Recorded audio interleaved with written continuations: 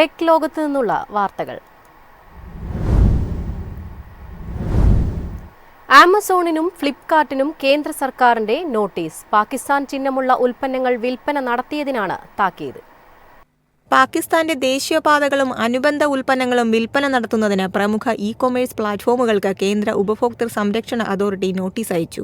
Amazon India, Flipkart, Ubuy India, Etsy, the flag company, the flag corporation എന്നിവയ്ക്കെതിരെയാണ് നടപടി. ഇവ വിൽപ്പന പട്ടികയിൽ നിന്നും ഉടൻ നീക്കം ചെയ്യാൻ പ്ലാറ്റ്ഫോമുകൾക്ക് നിർദ്ദേശം നൽകിയതായി കേന്ദ്ര ഉപഭോക്തൃകാര്യമന്ത്രി പ്രഹ്ലാദ് ജോഷി അറിയിച്ചു. ഇത് നീതീകരിക്കാനാവാത്തതാണെന്നും ദേശീയ വികാരത്തിനെതിരാണെന്നും മന്ത്രി എക്സിൽ കുറിച്ചു. ഓൺലൈൻ വിൽപ്പനക്കാർ ഇന്ത്യൻ നിയമങ്ങൾ പാലിച്ചു മാത്രമേ വ്യാപാരം നടത്താവൂ എന്ന് മന്ത്രി മുന്നറിയിപ്പ് നൽകി. റിപ്പോർട്ടുകൾ പ്രകാരം പാകിസ്ഥാന്റെ ദേശീയ ചിഹ്നങ്ങളുള്ള പതാകകളും അനുബന്ധ വസ്തുക്കളും ഈ പ്ലാറ്റ്ഫോമുകളിൽ വിൽപ്പനയ്ക്ക് ലഭ്യമായിരുന്നു. ഏപ്രിൽ 22-ന് പഹൽഗാമിൽ നടന്ന ഭീകരാക്രമണത്തിന് ശേഷം പാകിസ്ഥാനിലും പാക് അധീന കശ്മീരിലുമുള്ള ഭീകര ക്യാമ്പുകളിൽ ഇന്ത്യ നടത്തിയ സൈനിക നടപടിയായ ഓപ്പറേഷൻ സിന്ദൂറിന് പിന്നാലെയാണ് നടപടി. നേരത്തെ പാകിസ്ഥാന്റെ ദേശീയ ചിഹ്നങ്ങളുള്ള വസ്തുക്കളുടെ ഓൺലൈൻ വിൽപ്പന നിരോധിക്കണമെന്നാവശ്യപ്പെട്ട് കോൺഫെഡറേഷൻ ഓഫ് ഇന്ത്യ ട്രേഡേഴ്സ് വാണിജ്യമന്ത്രി പീയൂഷ് ഗോയലിനും ഉപഭോക്തൃകാര്യമന്ത്രി പ്രഹ്ലാദ് ജോഷിക്കും കത്തെഴുതിയിരുന്നു. News desk MyFin TV. 187 സ്റ്റാർട്ടപ്പുകൾക്ക് നികുതി ഇളവ് അനുവദിച്ച് സർക്കാർ. 2025 ഇന്റർ മിനിസ്റ്റീരിയൽ ബോർഡിന്റെ 80ാമത് യോഗത്തിലാണ് തീരുമാനമുണ്ടായത്.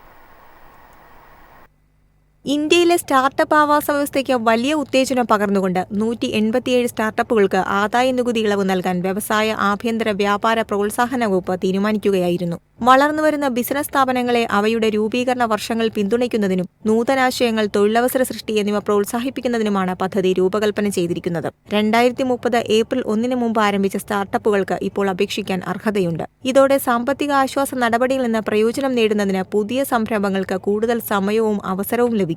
DPIIT അവതരിപ്പിച്ച പുതുക്കിയ മൂല്യനിർണ്ണയ ചട്ടക്കൂട് അപേക്ഷാ പ്രക്രിയയെ കൂടുതൽ സുതാര്യവും ഘടനാപരവുമാക്കിയിട്ടുണ്ട്. പൂർണ്ണമാക്കിയ അപേക്ഷകൾ ഇപ്പോൾ 120 ദിവസത്തിനുള്ളിൽ അവലോകനം ചെയ്യുന്നു. അവസാന ഘട്ടത്തിൽ അംഗീകാരം ലഭിക്കാത്ത സ്റ്റാർട്ടപ്പുകൾക്ക് അവയുടെ അപേക്ഷകൾ വീണ്ടും വിലയിരുത്താനും പരിഷ്കരിക്കാനും അനുമതിയുണ്ട്.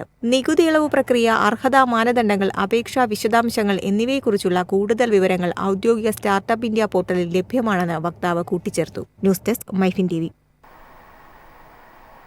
ടെസ്ല പ്രധാന മോഡലുകളുടെ ചൈനീസ് ഇറക്കുമതി പുനരാരംഭിക്കാൻ ഒരുങ്ങുന്നു.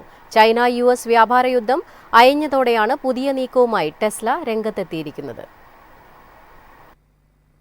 ചൈന-US വ്യാപാര യുദ്ധം അയഞ്ഞതോടെ ഇരു രാജ്യങ്ങൾക്കുമിടയിൽ കയറ്റുമതി തുടങ്ങാൻ ടെസ്ല ചൈനയിൽ നിന്ന് അമേരിക്കയിലേക്ക് സൈബർ ക്യാബിന്റെയും സെമി ട്രക്കിന്റെയും ഭാഗങ്ങൾ ഇറക്കുമതി നടത്താൻ ടെസ്ല ഒരുങ്ങുന്നുവെന്നാണ് റിപ്പോർട്ട്. ഒക്ടോബറോടുകൂടി സൈബർ ക്യാബും സെമി ട്രക്കും പരീക്ഷണാടിസ്ഥാനത്തിൽ ഉൽപാദനം തുടങ്ങാനാണ് ടെസ്ല ലക്ഷ്യമിടുന്നത്. സ്വിറ്റ്സർലൻഡിലെ ജനീവയിൽ നടന്ന വ്യാപാര ചർച്ചയ്ക്ക് പിന്നാലെയായിരുന്നു അമേരിക്കയും ചൈനയും തമ്മിലുള്ള തീരുവ യുദ്ധം അവസാനിച്ചത്. ചൈനീസ് ഉൽപ്പന്നങ്ങളുടെ തീരുവ US 145% നിന്ന് 30% കുറയ്ക്കാൻ തീരുമാനിച്ചിരുന്നു. ചൈനയും അമേരിക്കൻ ഇറക്കുമതികൾക്കുമേലുള്ള തീരുവ 120% നിന്ന് 10% കുറയ്ക്കുമെന്ന് പ്രഖ്യാപിച്ചു. 90 ദിവസത്തേക്കാണ് താരിഫ് പിൻവലിക്കാൻ ഇരു രാജ്യങ്ങളും തമ്മിൽ ധാരണയായത്. News desk MyFin TV. തിരിച്ചുവരവിനൊരുങ്ങി ഹ്യുണ്ടായി. 2030ഓടെ 26 പുതിയ മോഡലുകൾ ഇന്ത്യയിൽ അവതരിപ്പിക്കുമെന്ന് കമ്പനി.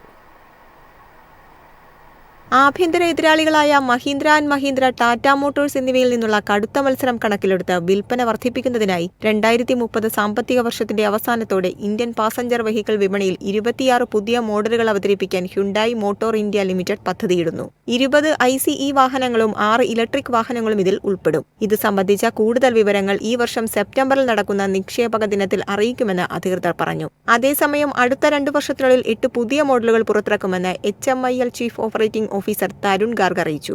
ഇന്ത്യയിലെ രണ്ടാമത്തെ വലിയ കാർ നിർമ്മാതാക്കൾ എന്ന സ്ഥാനത്തുണ്ടായിരുന്ന ഹ്യുണ്ടായിയെ മഹീന്ദ്ര ആൻഡ് മഹീന്ദ്രയും ടാറ്റ മോട്ടോഴ്സും തൽസ്ഥാനത്തു നിന്നും പിന്തള്ളിയിരുന്നു. നഷ്ടമായ സ്ഥാനം തിരിച്ചുപിടിക്കുക എന്ന ലക്ഷ്യമാണ് കമ്പനിയുടെ പുതിയ നീക്കത്തിന് കാരണം. News desk MyFin TV.